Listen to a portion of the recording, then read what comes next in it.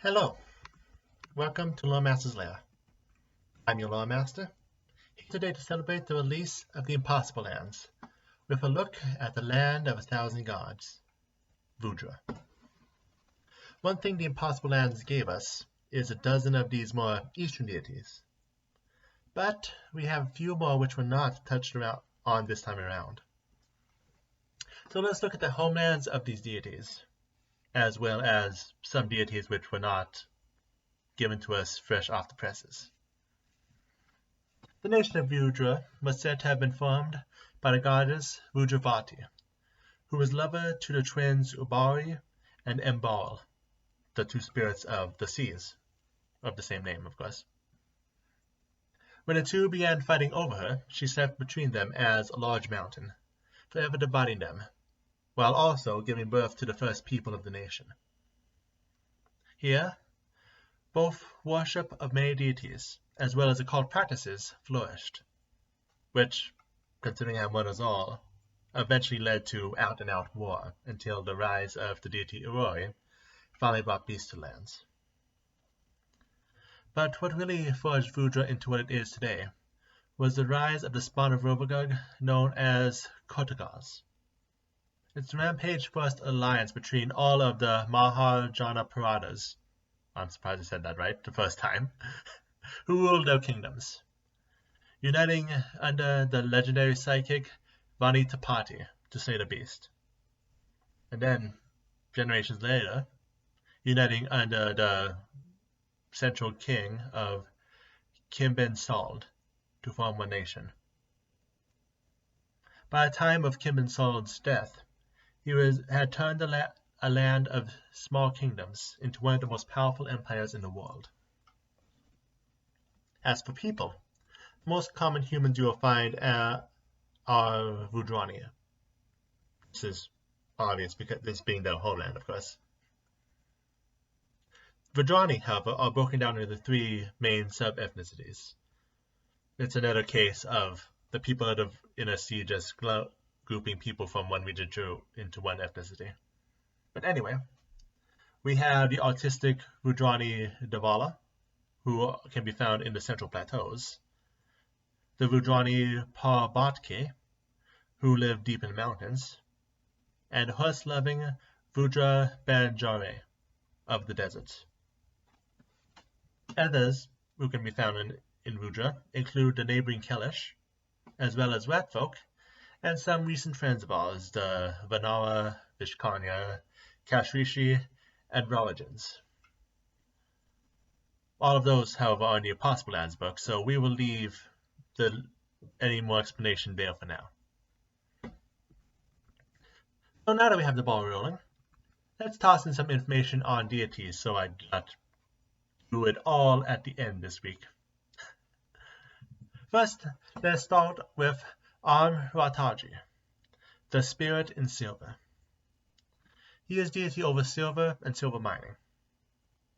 This, of course, makes him a deity connected with wealth, but also makes him a strong force of good, as fiends happen to be weak against silver. This can make him somewhat of a crusader deity, but he is first and foremost a crafter. His followers consider the passing of silver sacred, so of course commerce is also a big part of the faith's repertoire. All in all, he prefers to have evildoers see the error in their ways, but is not afraid to encourage his followers to strike when the blade is needed.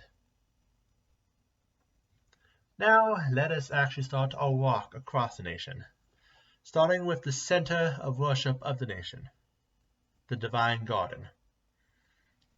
This place is said to be where various deities first set foot upon the earth, and therefore every inch of this place is considered sacred ground.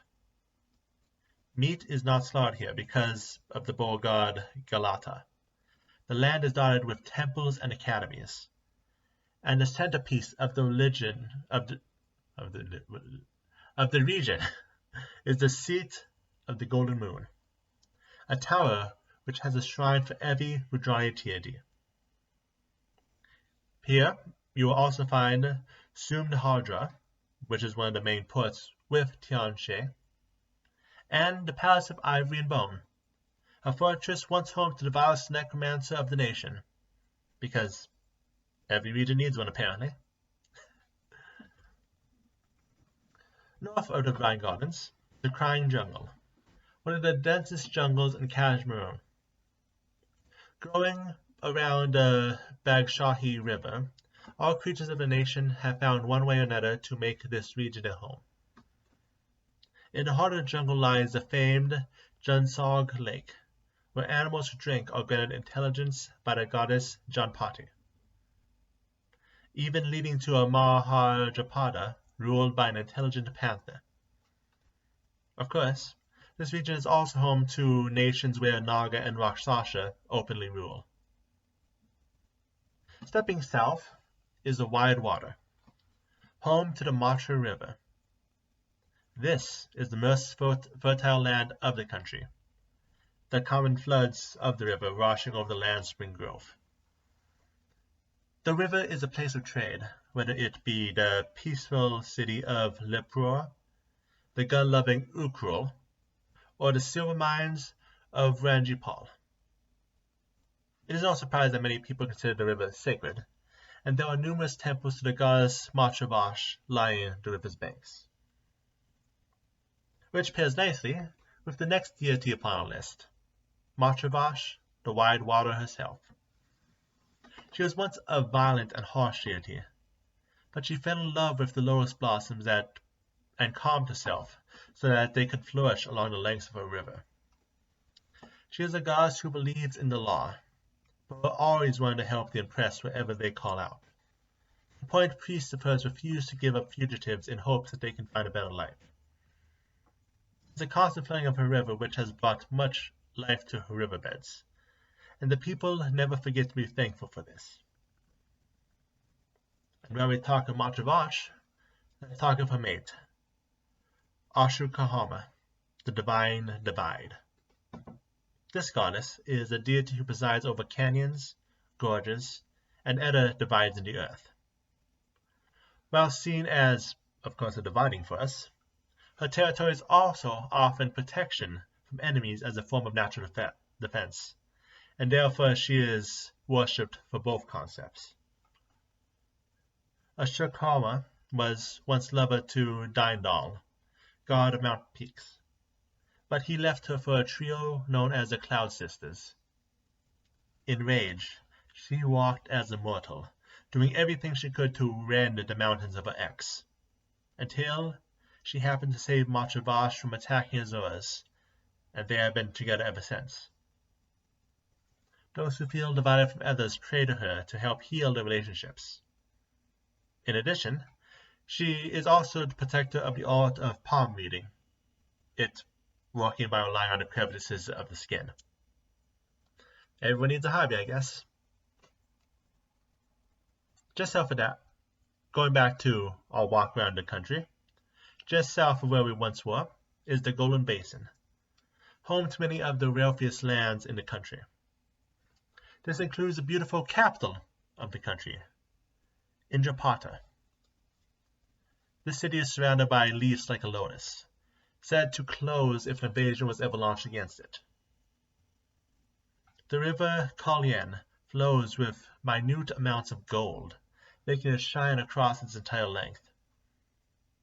This is also the sacred lands for those who study occult powers, this being there being a statue devoted to the psychic Vanitapati, and also the location of the stone egg of Jayalakshmi,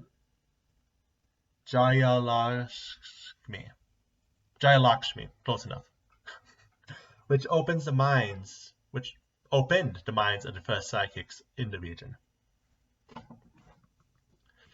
The rest of all of these is the Nalhari Desert, a land whose main river goes underground in the sinkhole, about halfway through the wastelands. Things known as Ad Padigat form around the sinkhole's edges, and most cities instead choose to form around where oases instead. The largest of these cities being Japarini, Wandering tribes live in the desert, along with many dangers like dragons and enorms who constantly fight at Viratal's tail, hoping to become the next draconic overlord of the region. From here, across the Joal and Parbat mountains is the Reskin Gods. This place was originally controlled not by humans, but by rat folk, and was originally separate from the rest of the region until the building of the sea-bound road. Recently, this region has also established trade relations with Garund and the rest of the Inner Sea region, meaning this region is known first and foremost for commerce. Slipping over my words tonight. Anyway, locations here include Gold Gyla, which is a city guarded by 2 giant gorillas, the island nation of Saman, and Chenipon, home to which is a place said to hold the knowledge of how to construct flying galleons. If you go further into the mountain, there are various desolate monasteries where unique martial arts are practiced, far from the bazaars far down below. Now that we're talking about the part of the country most connected to the outside world, let's talk about a deity who is known for traveling far outside of home country. Ciuda, the warrior queen. She is the patron of the nation's elite warriors, and is obsessed with the idea of a flawless war. A perfect victory where you stay dozens of moves ahead of your opponent. She is a war deity of intelligence, not bloodletting. She once gained a power and gender from playing a Nazora who stood between her and enlightenment, and she continues to play these creatures to this day. She also helped with the capture of Rovagug by calculating the incalculable expanse needed for the Dead Vault. Finally, she's also known for riding around on a lion, so that is extra points to her already high scoring count. Following the mountain south, following along the Bari coast, this eventually takes us to the falling mountains. Named for the Loha Parbat mountains that it's right next to, the climate of this region is considered the perfect place to grow tea. In these high mountains, high mind is found. This includes this being the highest concentration of Garuda on Galorian, while also being home to the monk Mahadev, who has meditated atop the mountains for a century, and may or may not be a god now. Wouldn't be surprised if he was. Of course, the mountains, as the range continues to go on, become more attracted to dangers. These are places like the Buhal prison and the Dragar worshippers of the mechanical god Dohengir. Now crossing to the mountain's northeast side, we have the Cradle. It is here that the first of the Vudrani people emerged from the mother's womb. It is here that the river Davala and the goddess of the same name nursed them to grow.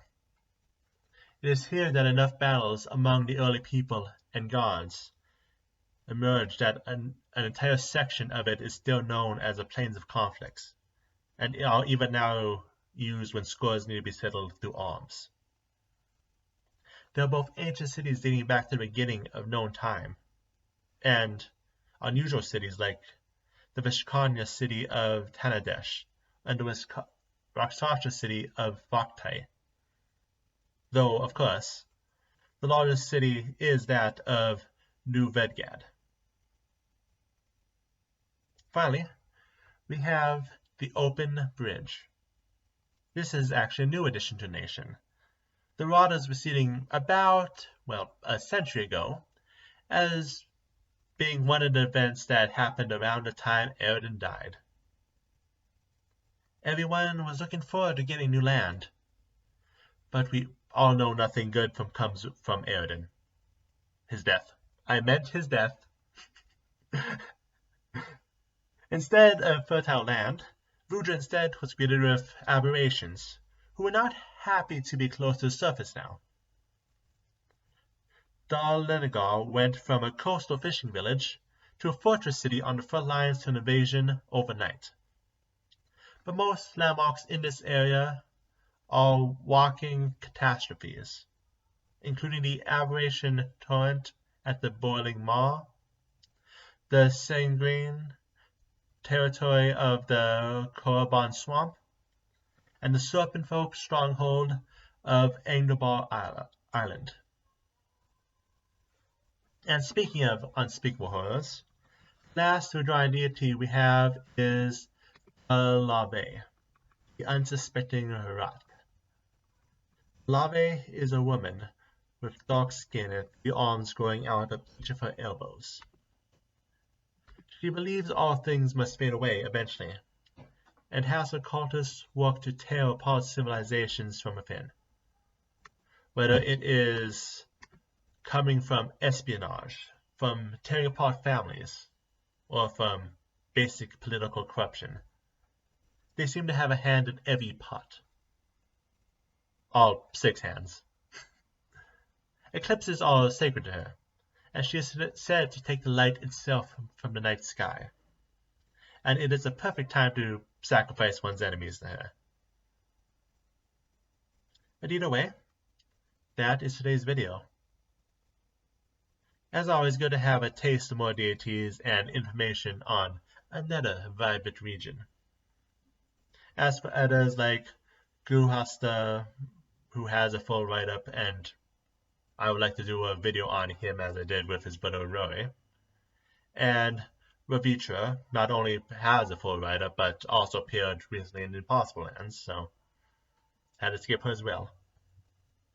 All others we have but scraps of information on, so I could not make their own section, but I will hopefully be able to see them again one day when we get newer stocks of outside deities. Either way, this was my last lore video for the year.